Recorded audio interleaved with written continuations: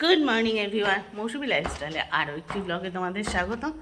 আর কালকে যেখানে শেষ করেছি আজ সেখান থেকে শুরু করছি, তবে অবশ্যই আজকে ছাদটা শেয়ার করব, যেটা তোমাদের দুটো ব্লগে শেয়ার করতে পারিনি, সেটাই শেয়ার করব বলে ভাবলাম চলো ছাদ থেকে এই ব্লগটা স্টার্ট করি। তো সিঁড়ি দিয়ে উঠতে উঠতেই শুরু করলাম। আর দেখো কি সুন্দর রোদ্দুর উঠেছে, কি সুন্দর। এই যে উড়ে বাবা, চোখ ঝলসে যাচ্ছে কিন্তু। দেখো ছাদ থেকে ভিউটা, দাঁড়াও ব্যাক ক্যামেরা করে চারিদিকে দেখাই সুন্দর করে। যে বললাম বৌদি কেচে কুচে দিয়ে গেছে, এখানে মেলা হয়েছে। আর এই যে এগুলো কি গাছ জানো? বেড়ার গাছ, কচা গাছ। যারা গ্রামে আছো তারা ভালোই চেনো। আর এখানে আমার জলের ট্যাঙ্কি দেখবে, ছোট্ট জলের ট্যাঙ্কি। আর জানো এখানে একসময় না খুব শখ করে একটা মুরগির ঘর বানিয়েছিলাম। ঘরটা আজও আস্ত আছে, মুরগি নেই, দেখেছ?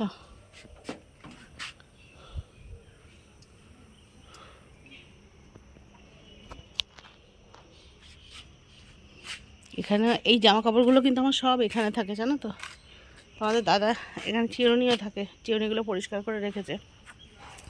আর দেখো ওই সুপারি গাছ, এতগুলো গাছের মাঝখানে বোঝানো খুব মুশকিল। এই দেখো যে গোড়াটা আমার বাড়ির মধ্যে আছে, সেটা ওই সুপারি গাছটা আমি লাগিয়েছিলাম। কত বড় হয়েছে, হয়তো সুপারি হয়েও গেছে, আমি জানি না, থাকি না, হয়তো লোকে নিয়ে যায়। আর এই দেখো এই নারকেল গাছে না মুচি এসছে। আর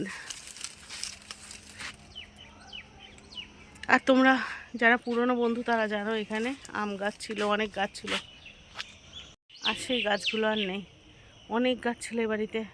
যারা পুরনো বন্ধু তারা জানে এখানে মেহগিনি গাছ ছিল, আম গাছ ছিল, অনেক গাছ ছিল। আজ একটা গাছও আর নেই। তোমাদের মৌসুমি তার চিকিৎসায় সব খেয়ে ফেলেছে, বুঝতে পারছো? মেহগিনি গাছ, আম গাছ, এগুলোর কাঠের দাম আছে, যদি থাকতো ভবিষ্যতে অনেক দাম হতো। গাছগুলো বেশি বড় হতে পারিনি, তার আগেই বেঁচে বুচে সব খেয়ে ফেলেছে। আমি হচ্ছে কি জানো তো, সর্বনাশী, সব খেয়ে ফেলছি সব। গাছগুলো বিক্রি করে দিয়েছি, যখন চিকিৎসায় টানতে পারিনি তখন গাছগুলো খেয়ে ফেলেছি। 1.5 বছর আগে ভেলোরে যাওয়ার সময় না কিন্তু, তাহলেও হয়তো ভেলোরটা আর একটু ভালো করে চিকিৎসা করে আসতাম। তার আগেই শেষ করে ফেলেছি। যেখানে যা ছিল, তোমাদের দাদার যেটুকু 2 টাকা সঞ্চিত ছিল খেয়ে ফেলেছি, আমার 2টো গয়না ছিল খেয়ে ফেলেছি, শাশুড়ি মার যেটুকু ছিল খেয়ে ফেলেছি, বাড়ির গাছগুলো খেয়ে ফেলেছি। বুঝতে পারছো কতটা রাক্ষসী আমি? গত 7 বছর 8 বছরের চিকিৎসায় সব খেয়ে ফেলেছি। যাক, পরে আসছি, সরি একটু খারাপ লাগছিল, তাই চলে গেছিলাম। চারপাশের ভিউটা তোমাদের দেখায়। এই জায়গাটায় যে মুরগির ঘরটার জন্য ওরকম অবস্থা, পরের বাড়ি এসে পরিষ্কার করবো আর হচ্ছে না। ওই পাশের বাড়ির আম গাছটায় কত আম ধরে যায়, আমার গাছটা থাকলে কত আম হতো। যাকে আপাতত প্রাকৃতিক পরিবেশটা উপভোগ করো তোমরা। দুপুরবেলা মানে সরি 8টা বাজে, কিন্তু খটখটা রোদ উঠে গেছে, তো বাইরে যেতে পারছি না, বাইরে গেলে কষ্ট হবে।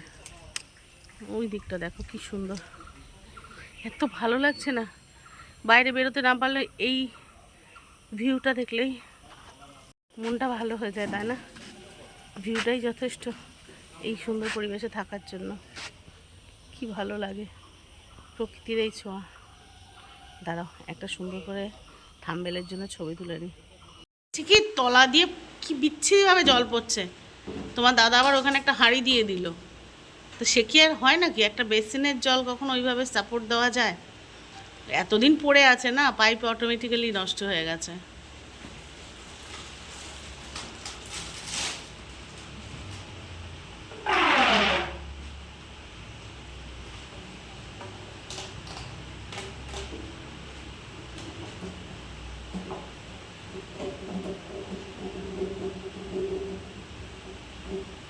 ভাই তোমার নাম্বারটা সেভ করে রাখবো এবার, কারণ শফিকুল অনেক সময় ব্যস্ত থাকে। হ্যাঁ হ্যাঁ হ্যাঁ, ওই তো কাল আমি সকালে যেটাই ফোন করলাম ওটাই তো। ও আচ্ছা আচ্ছা আচ্ছা, বাঁচলাম। আর জল পড়ছে না মনে হয়। চলো পাড়ার মধ্যে যাই, একজনকে একটু ডেকে নিয়ে আসি, ঘাস মারার ওষুধ দিতে হবে, নাহলে আবার ঘাস ভরে যাবে। সেটার জন্য একটু পাড়ার মধ্যে যাই, আর তোমাদেরকে পাড়াটা যতটা পারি একটু দেখানোর চেষ্টা করি। আর হ্যাঁ, তোমরা বলবে মৌসুমি গামছা গায়ে দিয়ে ঘুরছো, ব্যাস দেখো না এখানকার ট্রেন্ড একটু ভালোই তো লাগে না। আর যাওয়ার সময় না যে কুমড়ো গাছের ডগা কেটে নিয়ে যাব, কারণ পরিষ্কার করেছি তো, যেই আমি চলে যাব পাড়ার লোকেরা কেটে খেয়ে নেবে, তার আগে আমি নিয়ে যাই বলো। চল পাড়ার মধ্যে যাই আর তোমাদের দেখাই।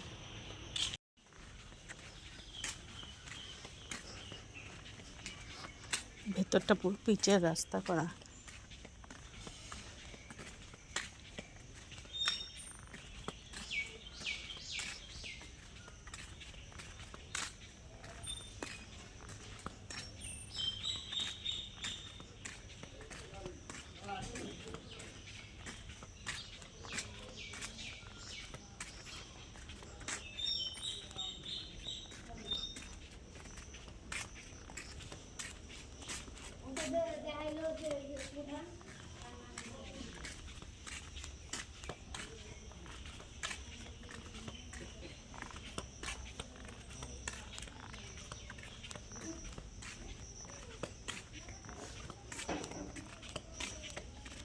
গেলাম ওদের বাড়িতে, কোনো লোক নেই, ফালতু যাওয়া হলো।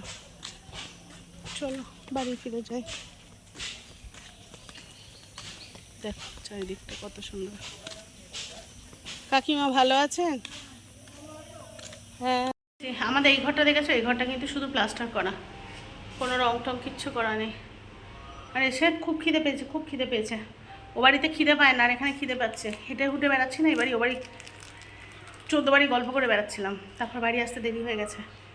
তো দেখো কি বসিয়েছি, ম্যাগি। কি করবো বলে, এখানে কি খাবো, রুটি রুটি তো কিনতে পাওয়া যায় না, বাজারে কচুরি, আমি তেলের জিনিস খাবো না, তাহলে কি খাবো, অগত্যা এটা খেয়ে নিই আগে। চলো তারপরে আসছি। রিজওয়ান আসবে না? ও আসবে বলেছিল।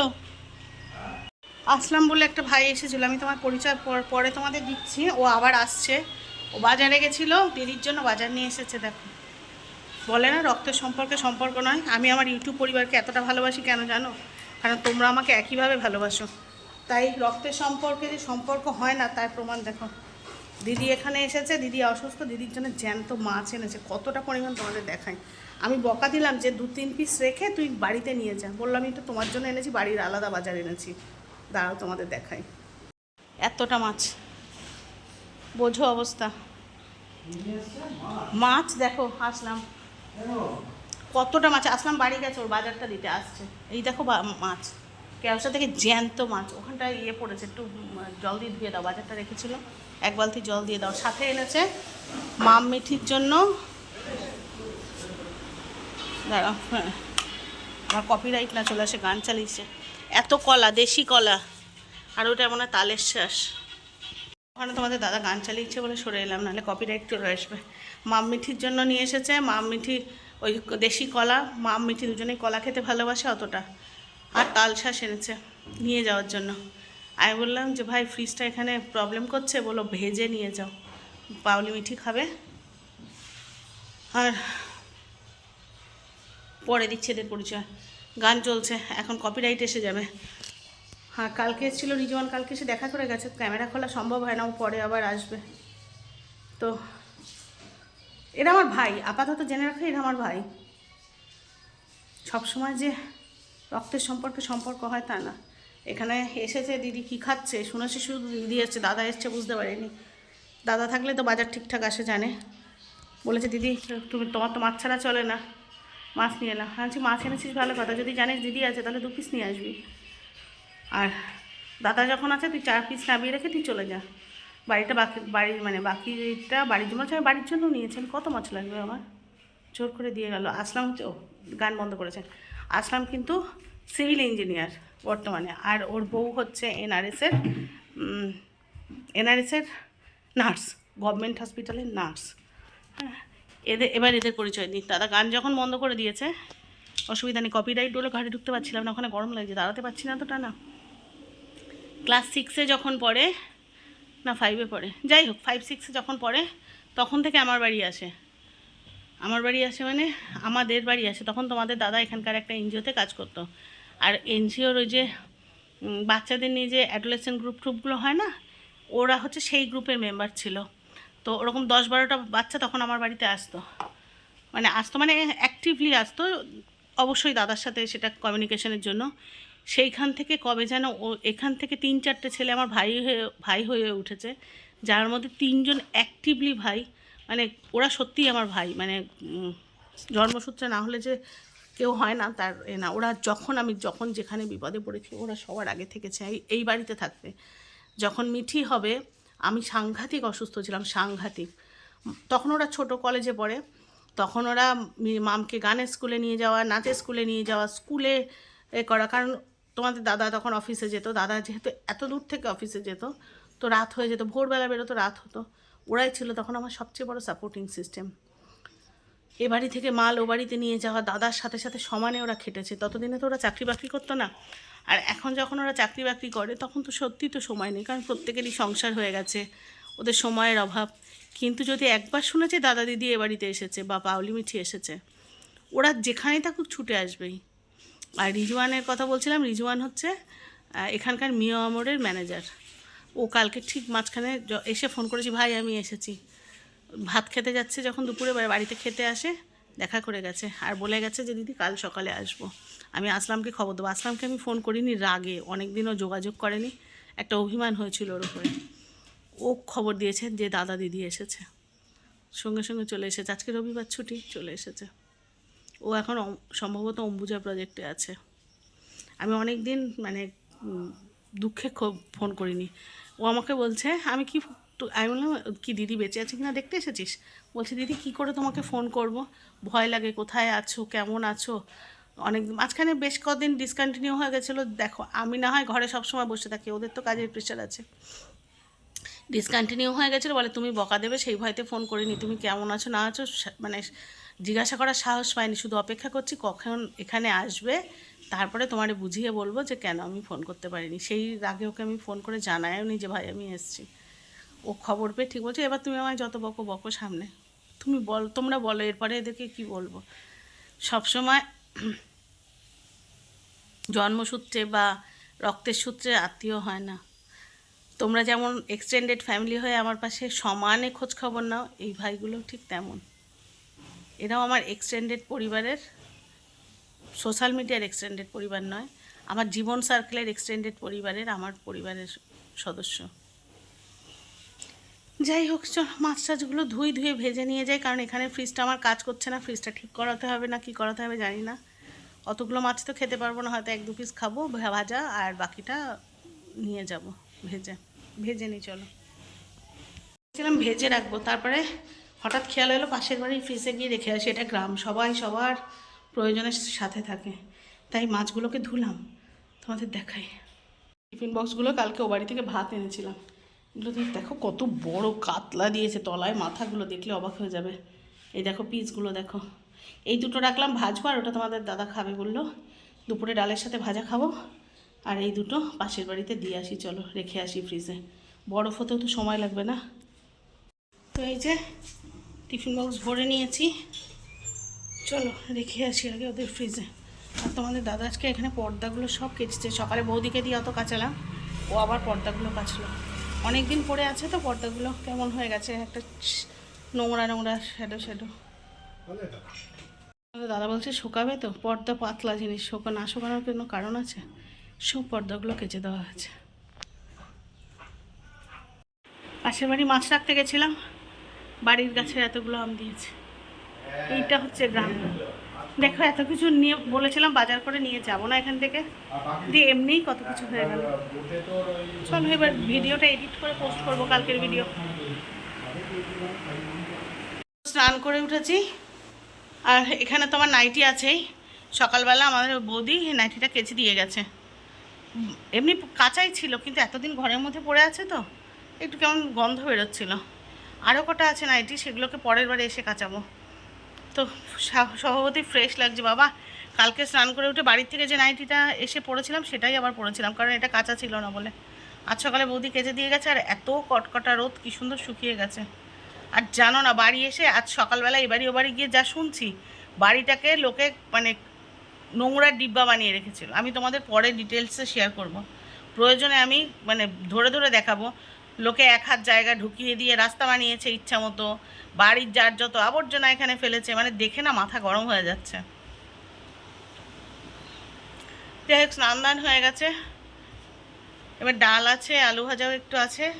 আর তোমরা তো দেখলে আসলাম কত মাছ দিয়ে গেল, দুটো মাছ ভাজবো, আর দাদার জন্য তেলটুকু ভাজবো। চলো ঝটপট করে ফেলি, তারপর আর তোমাদেরকে আমি দেখাবো। হয়তো এবারে আর সময় হবে না, পরের বারে এসে আমি ডিটেলে দেখাবো কে কোথায় কি ফেলেছে, কিভাবে বাড়িয়েছে, সমস্ত কিছু দেখাবো, কারণ সবার জানার অধিকার আছে। আমার এখানে যে 3000 জন মানুষ আছে, 3000 জন মৌসুমি লাইফস্টাইলের এক্সটেন্ডেড ফ্যামিলি মেম্বার, তাদের প্রত্যেকের অধিকার আছে জানার যে কোথায় কি হচ্ছে। তাই অবশ্যই আমি জানাবো, আর এবার প্রায়ই আসবো। মানে লোকে ভেবেছে এটা হচ্ছে মানে ফালতু জমি, গভর্নমেন্টের মানে পড়ে থাকা জমি, যে যার ইচ্ছা মতো ব্যবহার করেছে।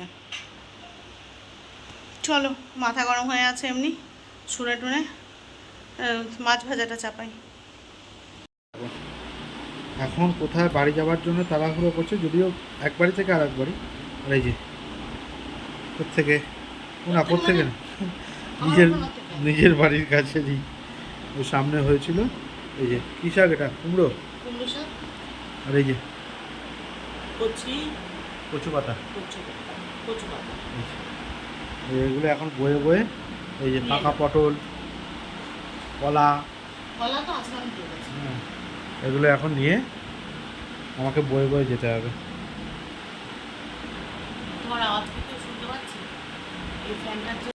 তো আমরা বেরিয়ে পড়েছি বাড়ি যাওয়ার জন্য। প্রথমে অটোয় উঠে এরপরে যাব আমরা ট্রেনে করে, কারণ ওদিকে মেয়েগুলো প্রায় 2 দিন হতে গেল, আর এখন প্রায় সন্ধে হতে গেল একা একা বাড়িতে। তো চলো বাড়ি যাই।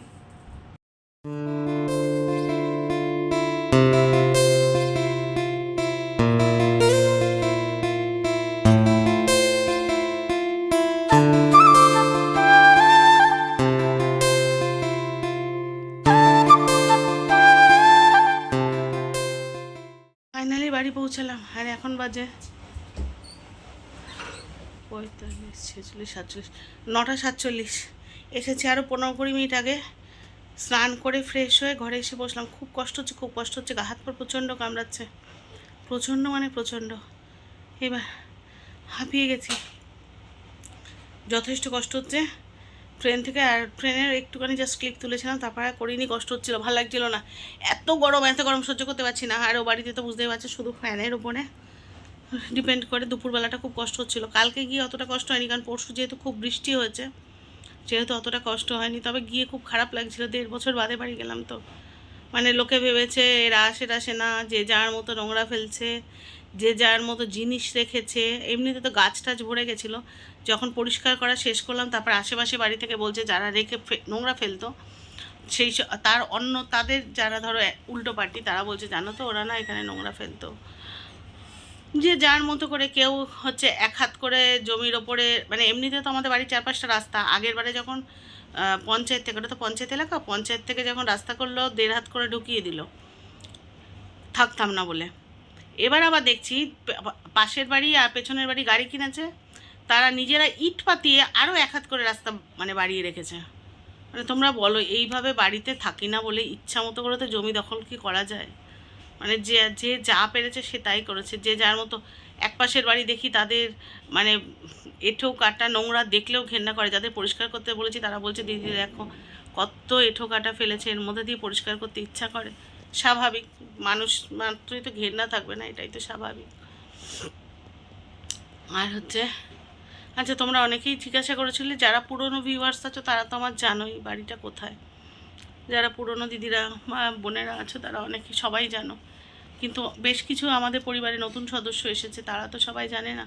যদিও আমি যখন গেছিলাম আমি স্টেশনের নামটা দেখিয়ে দিয়েছিলাম, কিন্তু স্টেশনের নাম দেখালেই যে সবাই চিনবে এমন তো নয়। এটা হচ্ছে উত্তর 24 পরগনা জেলায় মসলন্দপুর বলে একটা স্টেশন, যেখান থেকে বেশ কাছে কাছে, তাও 15-20 মিনিট লাগে। আর হচ্ছে যদি বলো যে নিয়ারেস্ট স্টেশন হাবড়ার পরে আরেকটা স্টেশন আছে সংহতি বলে, তারপরে। যারা চেনো না তাদের জন্য আর মানে ক্লোজলি বললাম যে এক্স্যাক্ট লোকেশনটা কি। তো ওই জায়গায় বাড়ি মাঝে মাঝে একটু যেতে হবে জানো তো, না হলে দেখো প্রপার্টিটা এখন সেল করতে পারছি না, এখন একেবারেই দাম পাচ্ছি না, কারণটা আমি কালকের ব্লগেই বলে দিয়েছি। কিন্তু তা বলে কেউ দখল করে নেবে সেটাও তো অ্যাকসেপ্ট করা যায় না বলো। মাঝে মাঝে একটু যাওয়ার চেষ্টা করবো, তাতে হয়তো তোমাদেরকেও কিছু ফ্রেশ ব্লগ দিতে পারবো, হয়তো একটু কষ্ট হলেও। আর যেহেতু ডাক্তার একটু মুভমেন্ট করতে বলেছে, দেখা যাক তাতে যদি একটু কাজও হয়। একটু মাঝে মাঝে যেতে হবে, যে যখন সময় পাবো তাতে তোমাদের একটু ফ্রেশ ব্লগও দিতে পারবো। আর বাড়িটাও যদি রক্ষা করা যায়। আমি তো সব কিছুই শেষ করে রেখেছি, ওই প্রপার্টিটুকু বাচ্চাদের জন্য না রাখলে ওরা ভবিষ্যতে কোথায় যাবে? ওদেরও তো কিছু, একেবারে কিছুই নেই। ধরো মেয়েদের ভবিষ্যতে বিয়ে আছে, মিঠির হায়ার স্টাডিজ আছে, মামের হায়ার স্টাডিজ তো আমি সেভাবে করাতে পারলাম না, সাদামাটা কলেজে পড়াচ্ছি।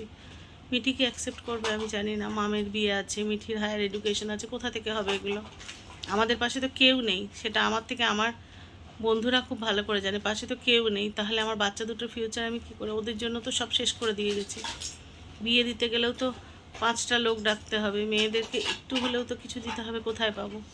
গ্রাম্য প্রপার্টি বেচে বেশি টাকা পাবো না, কিন্তু যেটুকুই পাবো হাফটা মামের, হাফটা মিঠিয়ে রেখে গেলে বলবে অন্তত মান সব নিশ্চয় করে যায়নি। যাই হোক, যে কদিন বেঁচে আছি যতটুকু পারি রক্ষা করার চেষ্টা করি। চলো ব্লগটা শেষ করি, কারণ আমার প্রচণ্ড কষ্ট হচ্ছে। আমার এবার শুতে হবে, রাত্রে আমি কিচ্ছু খাবো না, এখন শুধু ওষুধ খাবো। আমার খুব কষ্ট হচ্ছে, এখন খেলে আরও কষ্ট হয়ে যাবে, তো ওষুধ খেয়ে শুয়ে পড়বো। তো আজকের ব্লগটা এখানেই শেষ করি। সবাই যেখানে আছো ভালো থেকো, সুস্থ থেকো। আর যদি নতুন কোনো বন্ধু আমার চ্যানেল ভিজিট করে থাকো, চ্যানেলটা সাবস্ক্রাইব করে পাশে থেকো প্লিজ। আর ব্লগটা একটুও ভালো লেগে থাকলে লাইক কমেন্ট শেয়ারের পাশাপাশি একটা হাইপ করে দিও। আর যে দিদিরা বলছো হাইপ খুঁজে পাচ্ছি না, আমি তাদের বলছি লাইক কমেন্ট শেয়ার যে মানে ইয়েতে থাকে না, যে লাইনে থাকে, একটু লাইনটাকে স্ক্রোল করবে, বাঁদিকে এরম করে স্ক্রোল করবে, দেখবে হাইপ অপশান পেয়ে যাবে।